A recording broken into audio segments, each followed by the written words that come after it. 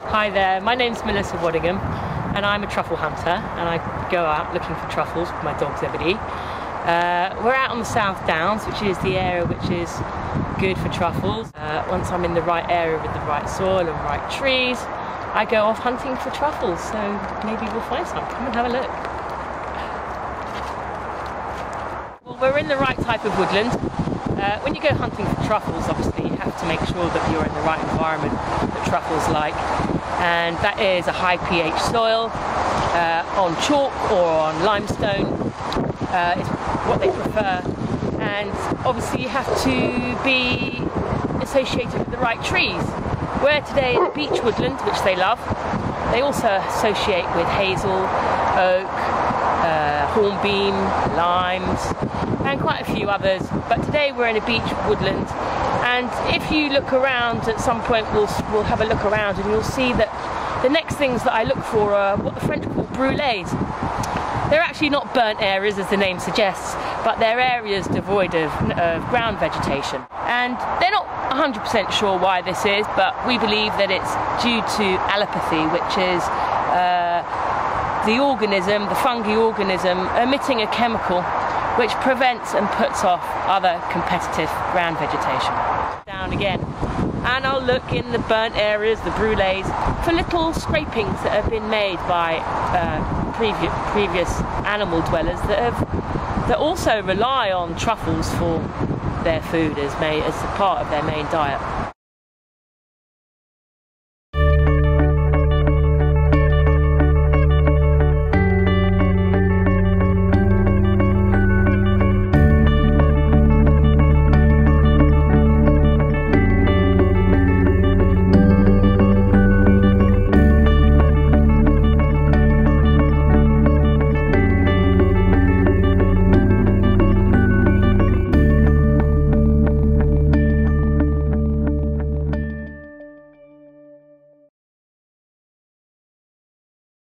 We've just found a small truffle.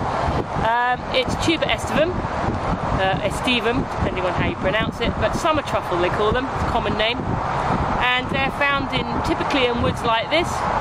We have about 15 or so native British species in this country. This, amongst one other one, is probably the best edible.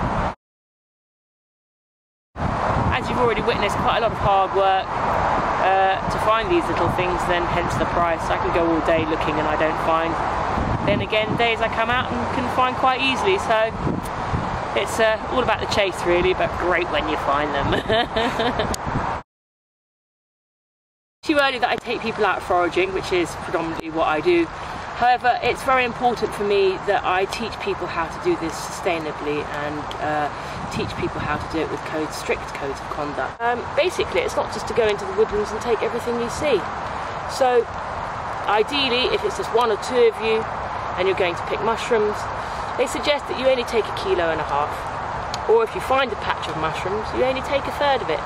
You leave the others there to do their jobs within the environment. They're there for a reason.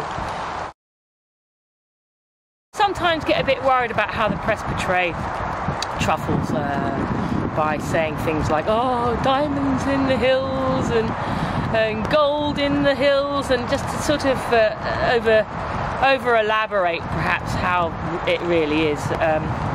Speaking as a truffle hunter, it's not as glamorous as you might think it is. It's a lot of hard work. In regard of any fungi, whether it's mushrooms or truffles, when you're going out, you must always ask the landowner's permission. You're legally allowed to pick on public footpaths, on common land, and in certain parks. But even so, even in the areas where you, in theory, do have permission, I just think it's respectful to let the landowners know, whether it's the Forestry Commission, whether it's National Trust, whoever the landowner may be, even, you know, and of course, predominantly, if it's private, you have to ask for permission to be there. So please bear that in mind, it's incredibly important, otherwise you can be prosecuted. Of course, I take people out to keep people safe as well. Please don't pick any mushrooms if you're really not 100% sure of its identification. And perhaps if you're beginning, just start with very simple species of mushrooms that you can't go wrong with. Things like lawyer's wig, you know, seps, hedgehog mushrooms that have got the spines underneath, things that are really, really simple to start off with that you can't go wrong. And if you can't do that, please always go out with the help of a professional, because many mushrooms are poisonous and can do long-term damage and even result in death. So please be careful, stay safe with people.